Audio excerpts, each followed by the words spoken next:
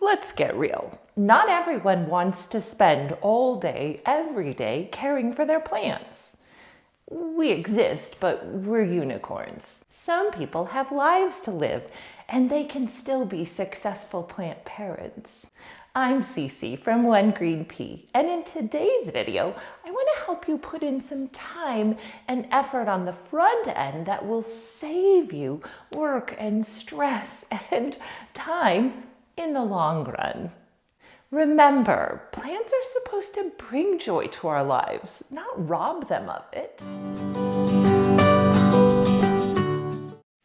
I have 5 tips today in what I like to call the lazy person's guide to houseplant parenting.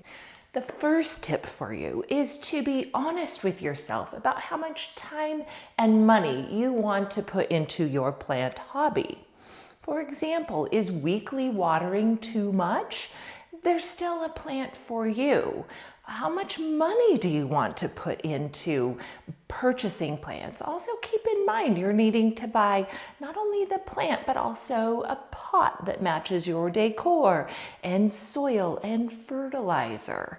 So being honest at the front end about really how much time you want to devote and how much money you want to spend. My second tip is to know your space, and most importantly, know your light. How much light can you provide? So what is the orientation of your windows, for instance?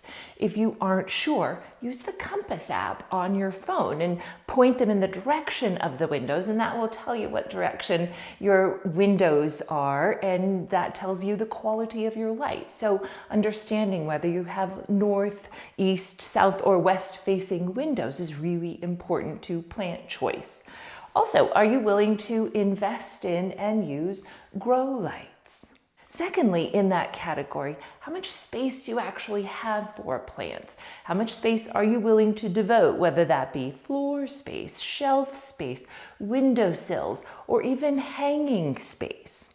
And third, what is your design aesthetic? Do you prefer a jungle vibes? You like a lot of green, leafy foliage?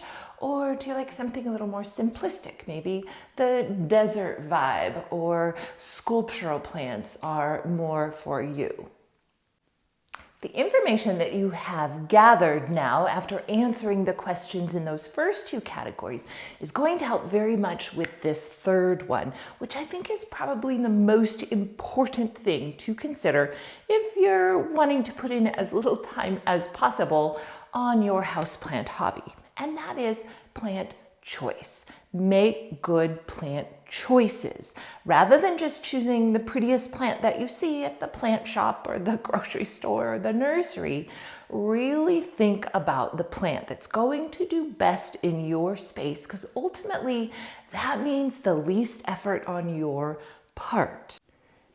The plants that I most often recommend to either new plant parents or people who really want to put in the least amount of effort are here on my plant table.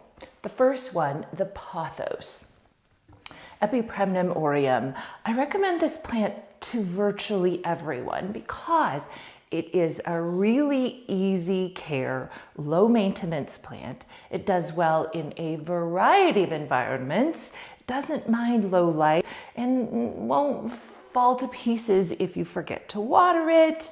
It's a beautiful plant. It's very easy to propagate if you like, and if you don't want to, it's okay too. It will just continue vining and growing.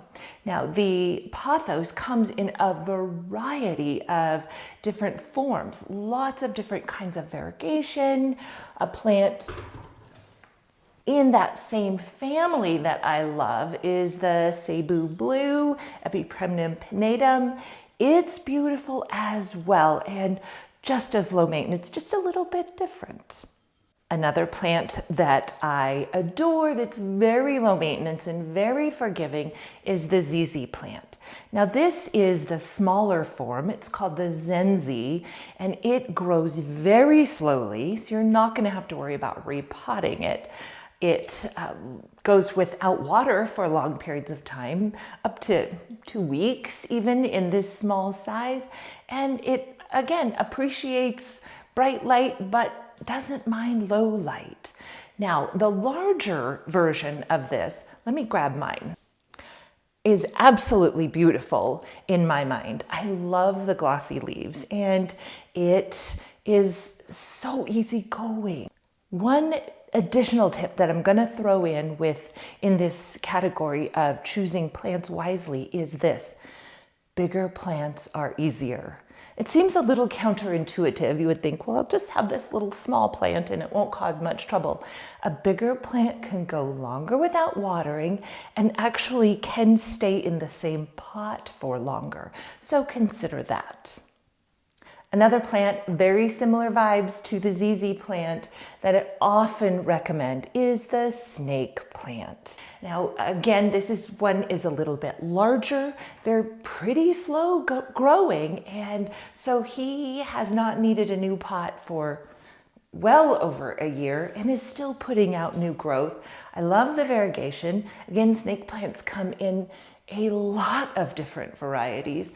This one is a smaller one. It's called the Moonshine, and I think that it's striking. It's small. It's going to stay pretty small if that's something that you appreciate as well. So snake plant, great choice. The 2022 plant of the year, as identified by someone, is the peperomia. I love the peperomia family, and I have so many peperomia plants in my home because they're striking. Again, I really appreciate a thick, waxy leaf, and thick, waxy leaves mean less work. They need water less often. They can store water in their leaves, and they're just, again, very striking, very pretty. So many different variations, different forms of variegation. Some of them are just solid colors. Lots of choices in this family. So I would also recommend the peperomia. There are a lot of plants that are low maintenance, easy care, but there are also some that are very high maintenance and some that I would definitely recommend you stay away from. Those would be, for instance, the fern family. Anything that says fern in the name, stay away from it if you want to put in the least amount of effort. Ferns require a very particular amount and quality of light. They like really high humidity. They like to be watered often, and that's a lot of work. So if you want to put in the least amount of effort, if you're a lazy house plant parent, then choose your plant wisely. My fourth tip for people who want to put in the least amount of effort possible would be to consider other substrates than soil. Most of us, when we think of a houseplant, we think of a plant in a pot with soil, but there are other substrates. For instance, leca, which are the small clay balls, or ponds, which are even smaller. Those are both methods of containing houseplants, and they don't require the mess of soil, and they don't need to be watered or fertilized as often. So if that's something that intrigues you, definitely look into that. My final tip for efficient plant parenting is to be efficient. Here are some of the ways you can do that. Keep your plants close together. That way, when it's time to water, you're not traipsing all over your house to find your house plants. You're able to water them all in one spot. As far as watering goes, it's really helpful if your plants are close to a water source, so it's just easier to do, and then you're not as likely to sort of put it off until you have more time.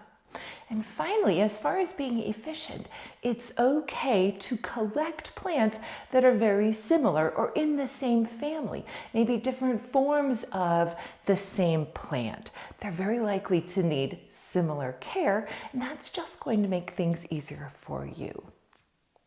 So those 5 tips are what I call the lazy person's guide to houseplant care.